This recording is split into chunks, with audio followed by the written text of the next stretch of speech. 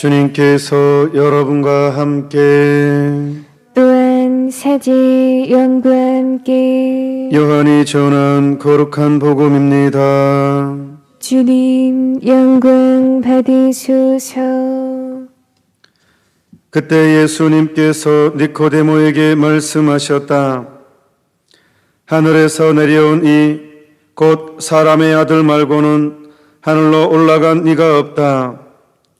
모세가 광야에서 뱀을 들어 올린 것처럼 사람의 아들도 들어 올려져야 한다.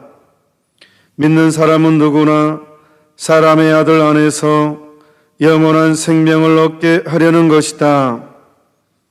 하느님께서는 세상을 너무나 사랑하신 나머지 외아들을 내주시어 그를 믿는 사람은 누구나 멸망하지 않고 영원한 생명을 얻게 하셨다. 하느님께서 아들을 세상에 보내신 것은 세상을 심판하시려는 것이 아니라 세상이 아들을 통하여 구원을 받게 하시려는 것이다. 주님의 말씀입니다. 그리스도님 찬미합니다. 믿는 그리스도교 신자들이 절대는 해서는 안 될 삶의 패턴이 있습니다. 이 패턴을 따라가면 절대로 안 됩니다. 그게 뭐냐면 불평불만입니다. 사람이 불평불만이 들어와버리면 없어지는 게 믿음입니다. 믿음이 약해져 버립니다. 불평불만은 내 있는 믿음을 갉아먹는 그런 해충 역할을 합니다. 내 마음 안에 불평이 있는가? 믿는 사람들은 불평이 있으면 안 됩니다. 오늘 복음이 믿는 사람은 누구나 사람의 아들 안에서 영원한 생명을 얻게 하려는 것이다. 외아들을 믿는 사람은 영원한 생명을 보장받았습니다. 믿는 우리는 이미 천국을 약속받았습니다.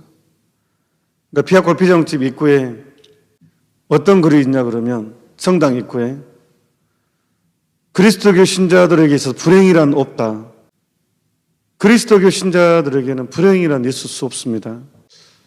왜냐하면 이미 우리는 용서를 이미 누렸고 앞으로도 용서를 받을 것이고 천국의 상속자들이기 때문에 하느님을 아버지라고 부르는 이 특별한 신분이 된 사람들이기 때문에 그래서 불행이라는 것은 궁극적이고 불가변적이고 지속적이고 벗어날 수 없는 것이 불행인데 우리는 여기에 해당되지 않거든요. 지속적이지도 않고 불변한 것이 또 아니거든요. 우리한테는. 그래서 불평불만은 얼마나 신앙생활을 갉아먹는지 몰라요. 믿음을. 오늘 일독서가 그 전형적인 모습 보여줍니다. 길을 가는 동안에 백성은 마음이 조급해졌다. 여기서 길을 가는 동안에 어떤 상태냐 그러면 이스라엘 백성이 이제 홍해바다를 건넜어요. 드디어 에집트 종살이에서 벗어났단 말이에요. 신앙적인 해석은 악마의 노예가에서 벗어났어요. 세례받은 사람을 상징하죠. 홍해바다를 건널 때 하느님의 전능을 체험했잖아요. 이집트 군사들이 쫓아오다가 몰살당했고 하느님의 현년, 불기둥, 기름기둥. 그래서 소구치고 춤추고 난리가 났잖아요.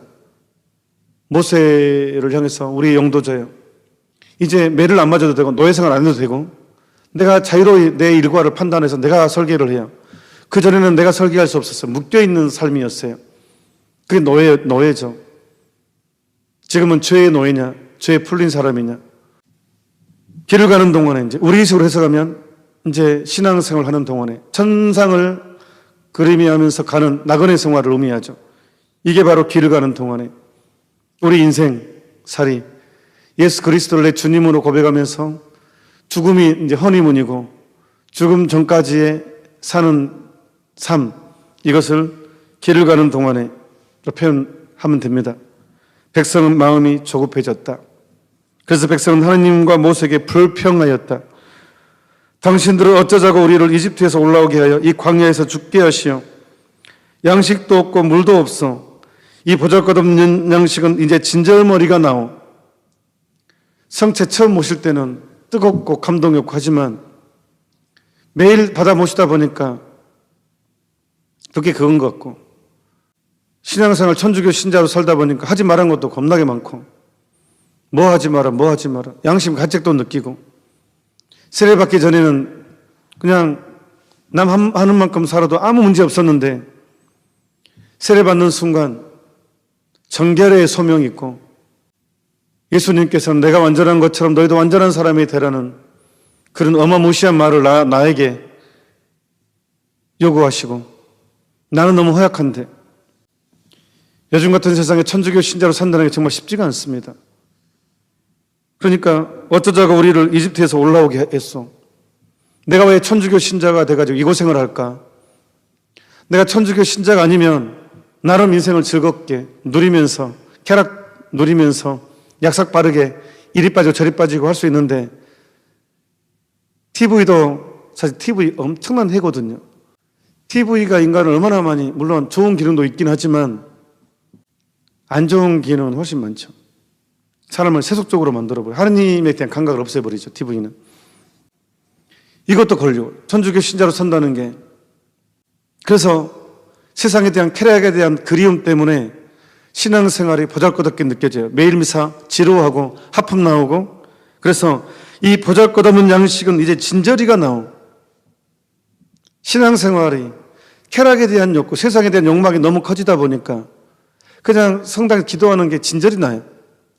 지루하고 재미없고, 불평불만은 그래서 재앙을 불러옵니다. 그래서 불뱀을 보내버립니다. 하느님께서 여러 가지 이제 뭐 집안의 우환, 질병, 사건, 사고, 그런 것이 있다는 것입니다. 근데 그것보다도 차라리 그 질병을 통해서 회개를 하고 겸손해지면 그것도 은총이죠. 그런데 불평불만은 자칫 잘못하면 이제 제가 가장 염려하는 것은, 불평불만은 하느님을 잊게 만들어버린다는 거. 하느님의 선물을 잊어버리게 만들어요. 그래서 오늘 화답송이 하느님의 업적을 잊지 말아요. 하느님의 업적을 잊어서는 안 됩니다, 우리가. 근데 불평불만은 하느님의 업적을 딱 가려버리는, 눈을 멀게 합니다. 내 눈을, 불평불만은. 그래서 계속 불평불만은 짜증도 만들고 나중에 우울증으로 삶을 마치게 만듭니다. 조심하십시오. 우리는 믿음 안에서 모든 것을 해결해 가는 사람입니다. 이미 넘치도록 받고 있는 것입니다. 은총이라는 것은 뭐 주세요 라고 보다, 그것도 의미가 있겠지만 더 큰 의미는 이미 주어진 것을 발견하는 거예요. 넘치도록 누리고 있는 것을 내가 발견해 가는 과정이에요. 은총의 삶은. 이미 하느님께서는 우리에게 넘치도록 주셨습니다. 이것을 우리가 발견해 가는 것입니다. 강부가 금맥을 찾아서 계속 캐듯이, 노동을 하듯이 기도를 통해서 내가 누리는 은총이 얼마나 위대한 것이었는 것을 확인해 가는 과정이 인생입니다. 십자가는, 우리가 살면서 경험하는 가장 확실한 진실은, 십자가는 과거의 저주의 상징이었습니다. 2000년 전에는 십자가 자체가 저주입니다. 저주. 그렇게 사람을 죽이는 것은 인간을 완전히 최대한 고통스럽고 잔인하게 저주받은 사람의 상징이었습니다. 사형 도구입니다, 십자가는. 가장 잔혹한 사람에게 주는, 역사상 몇 번 없었던, 너무 잔인해서. 그런데 그 저주의 상징이 지금 2000년 이후에 지금 우리에게는 구원의 상징입니다. 저주의 상징이 어떻게 해서 구원의 상징이 됐는가? 어떻게 그럴 수가 있는가? 각 집안마다 가정에 제일 잘 보이는 곳에 십자가가 걸어져 있습니다. 그 저주의 상징을 걸어놓고 있습니다. 물론 믿는 우리들은 그게 저주의 상징이 아니라 구원의 상징입니다. 어떤 개신교 신자가 이런 얘기를 했습니다. 천주교 너희들은 진짜 잔인한 사람들이다. 왜? 우리는 그런 행동은 안 한다. 왜 가장 사랑하는 사람을, 가장 고통스러운 모습을 십자가에 해놓고 예수님을 걸쳐놓고 못질을 당하는 그 모습을 걸어놓고 기도하냐? 가장 잔인한 상태 아니냐? 어떻게 그럴 수가 있냐? 사랑하는 사람이 가장 잔인하게 죽어가는 그것을 모형으로 만들어서 그 잔인한 모습을 집에서 걸어놓고 기도하냐? 누구든 그렇게 모이른장하냐? 그렇게 잔인하냐? 그래서 뭐라고 대답할게요? 예수님께서 당신을 얼마나 사랑한지 아십니까? 예? 따라오십시오. 그래서 성당으로 데려서 십자가를 가리키면서 가까이 가서 이만큼 사랑합니다. 십자가를 가리키면서 이만큼 예수님께서는 당신을 사랑합니다. 가장 저주받은 그 형태는 하느님의 가장 위대한 사랑이 가장 결정적으로 드러난 모습입니다. 하느님께서 거기에 걸려 있습니다. 인간을 위해서. 인간의 속죄를 위해서, 인간의 해방을 위해서, 인간의 자유를 위해서, 잃어버린 천국을 회복시켜주기 위해서 하느님이 인간이 되셨고 하느님께서 그 잔인한 모든 속죄의 가장 결정체인 십자가상에서 돌아가십니다. 그 죄가 풀렸습니다. 내가 받아야 될 죄, 내가 받아야 될 벌이 풀린 것입니다. 그 십자가는 하느님이 우리를 얼마나 사랑하신지 가장 결정적인 증거, 결정적인 사랑의 서약입니다. 결혼하면 사람들은 반지를 끼지만 우리는 십자가입니다. 그래서 피아골 성당 벽에는 십자가상이 걸어져 있습니다. 그래서 뭐라고 했냐? 보라, 사람이 되신 하느님을. 그래서 우리 이승살이 그리스도를 내 사랑, 내 주님으로 고백하는 우리에게 있어서 십자가는 약혼 반지이고 약혼 선물이고 내 삶의 모든 원동력이고 하느님과 나의 성부 하느님과 나의 화해한 가장 결정적인 증거이고 내 모든 것입니다. 그래서 우리 인생이라는 것은 얼마만큼 그 십자가 일치하며 사는 삶이냐가 인생의 성공의 실패의 기준입니다. 그래서 불평이란 있을 수 없습니다. 불평해서는 안 됩니다. 그래서 대데레사 성령께서도 불평하는 수도자는 패스트보다 무섭다. 사실 우리는 모두 수도자입니다. 예수님을 주님으로 고백하는 우리는 세상을 거슬러 살아가야 되는 사람입니다. 그래서 불평하는 수도자는 패스트보다 무섭다고 했습니다. 천주교 신자가 불평해서는 안 됩니다. 십자가는 우리의 운명이기 때문에. 예수님께서는 누구든지 나를 따르려는 사람은 자기 자신을 버리고 십자가를 지라 했기 때문에 오로지 우리는 이거 안에서 해석을 해야 됩니다. 내 일상의 모든 것들은 이 십자가 안에서 해석이 돼야 됩니다. 그런데 이게 안 되고 내 중심으로 돼버리면 이제 불평불만이 생깁니다. 내 만족, 내 위로를 추구하기 때문에 불평불만의 핵심은 내 만족, 내 위로입니다. 하느님에 대한 만족이 아닙니다. 하늘나라는 밭에 묻힌 진주하고 비교한다고 했어요. 진주. 이게 하늘나라의 비유였어요. 진주. 진주가 뭡니까? 조개의 눈물 아닙니까? 조개 속에 부드러운 속살에 돌멩이가 들어갑니다. 조그만 돌멩이가. 그러면 조개는 너무너무 고통스러우니까 이거를 뱉어내려고, 고통을 뱉어내려고 계속 입을 벌려서 물을 받아서 내보내죠. 근데 무거워서 안 나가니까 너무 힘드니까 조개는 자기 액으로 계속 감쌉니다. 감쌉니다. 그것이 세월이 흘러서 진주가 되죠. 근데 이 진주를 하느님 나라에 비유합니다. 예수님께서. 그 하잘것 없는 조개의 눈물이 값비싼 보석이라면 인간의 눈물은 얼마나 값비싼 보석이 되겠습니까? 하느님 눈에.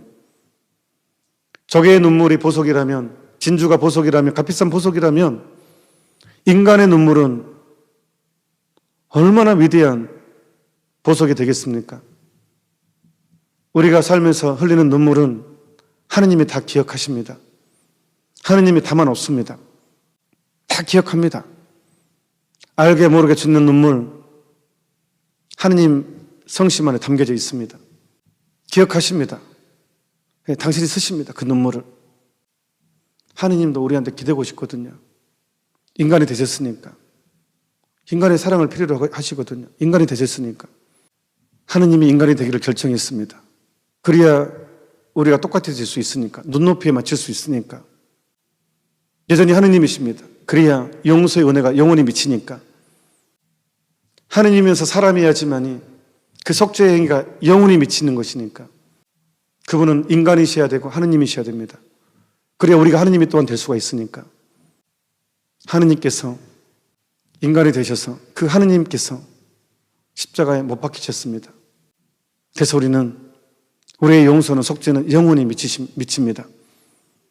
그래서 십자가는 구원의 상징입니다.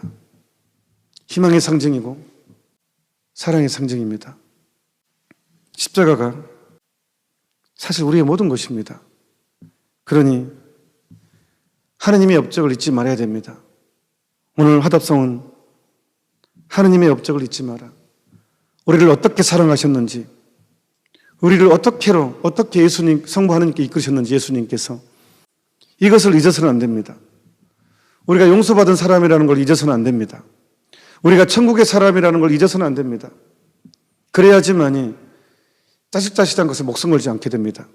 우리의 신분을 잃어버리면 우리는 사소한 것에 목숨 걸게 됩니다. 하느님의 일은 하지 않고 사람의 일만 하게 됩니다. 십자가는 내 운명이고 십자가는 내 희망이고 십자가는 내 사랑이 되어야 됩니다. 내 삶의 열쇠, 모든 것을 푸는 열쇠. 그렇게 되려면 오늘부터 불평, 불만 없애기. 불평하지 마십시다. 불평하지 마십시오.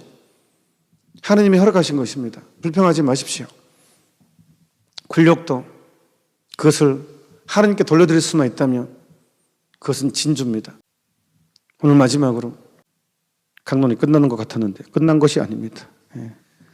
마지막으로 상 프란치스코의 너무나 유명한 이야기, 참된 기쁨에 대해서 오늘 십자가 헌양 주일에 이걸 나눔을 하지 않을 수가 없습니다. 이미 알고 계시겠지만 다시 한번 상기하는 마음으로 다시 한번 대적임이라면서 내 가슴에 새기는 의미에서 프란치스코 성인과 레오 형제가 나눈 이야기, 참된 기쁨에 관한 이야기로 강론 마무리하겠습니다. 성 프란치스코 추운 겨울날 레오 형제와 페루지아로부터 천사의 성 마리아 성당으로 가다가 조금 앞서가던 레오 형제를 불렀다. 프란치스코 성인이 레오 형제요. 가령 작은 형제들이 가는 곳마다 성덕과 감화의 훌륭한 모범을 보여준다 해도 그런 것이 완전한 기쁨이 되지 않는다고 잘 기록해 놓으시오. 조금 더 가다가 레오 형제요. 작은 형제가 소경을 눈뜨게 하고 꼽추를 거쳐주고 마귀를 쫓아내고 기머거리를 듣게 하고 안진뱅이를 걷게 하고 덩어리를 말하게 하고 죽은 지 나흘 된 사람까지도 부활시킨다 할지라도 소생시킨다 할지라도 그런 것이 완전한 기쁨이 되지 못한다고 잘 기록해 놓으시오. 조금 더 가다가 레오 형제여, 만일 작은 형제가 모든 나라 말과 온갖 지식과 만가지 책에 능통하고 미래 일 뿐만 아니라 인간 양심의 비밀까지 꿰뚫어 볼 수 있다 하더라도 그런 것이 완전한 기쁨이 되지 않는다고 잘 기록해 놓으시오. 그리고 좀 더 가다가 성 프란치스코가 하느님의 어린 양 레오 형제여, 만일 작은 형제가 천사들의 말을 하고 별의 궤도와 약초의 효력을 알고 또 땅의 보물을 다 찾아내게 되고 새와 물고기와 온갖 짐승, 사람, 돌, 초목의 뿌리와 물의 효능을 알고 있다 해도 그런 것이 완전한 기쁨이 되지 않는다고 잘 기록해 놓으시오. 좀 더 걸어가다가 다시 레오 형제여, 가령 작은 형제가 정교에 아주 능하여 이겨도 불신자들을 모두 그리스도의 신앙으로 이끌어 드린다 하더라도 잘 기록해 놓으시오. 그런 것이 완전한 기쁨이 되지 않습니다.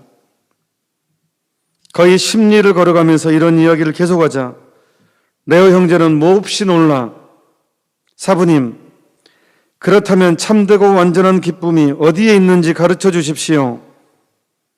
프란치스코가 이렇게 대답하였다. 우리가 비에 젖고 추위에 오르고 진창에 빠져 형편없이 되고 배고파 기진맥진하여 천사의 성 마리아 성당에 도착해 수도 문을 두드릴 때 문지기가 화를 내며 당신들은 누구요?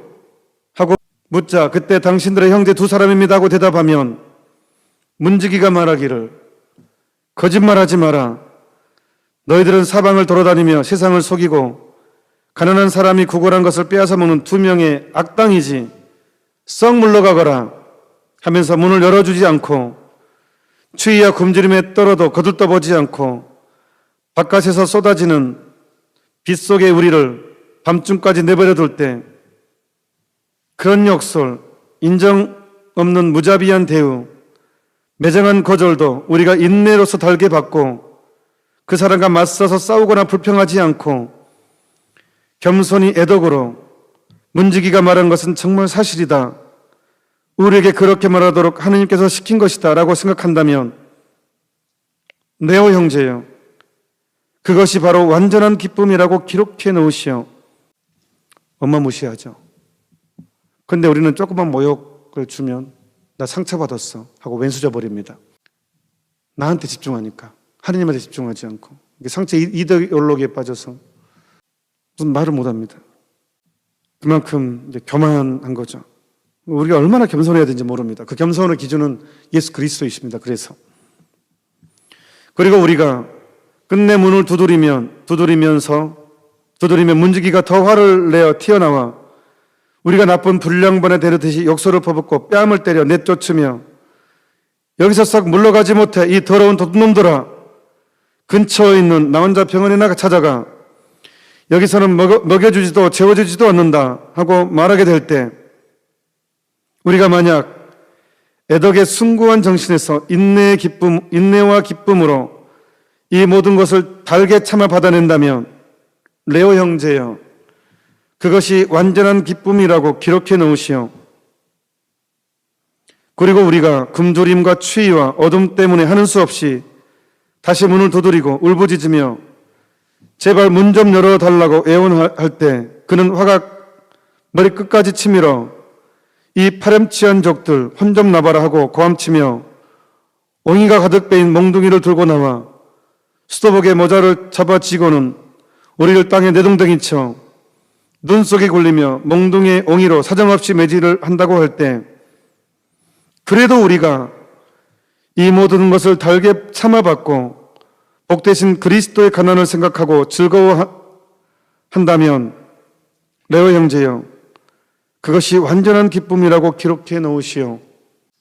자, 이제 결론을 들어보시오.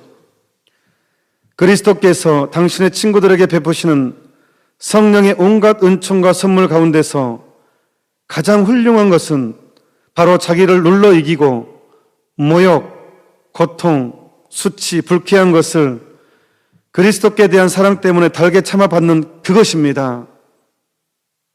성령의 가장 큰 은사. 근데 우리는 상처받았다고 원수 맺어버리죠.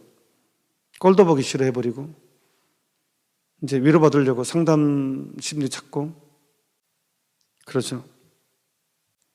하느님의 다른 선물은 자랑거리로 삼을 것이 못 됩니다.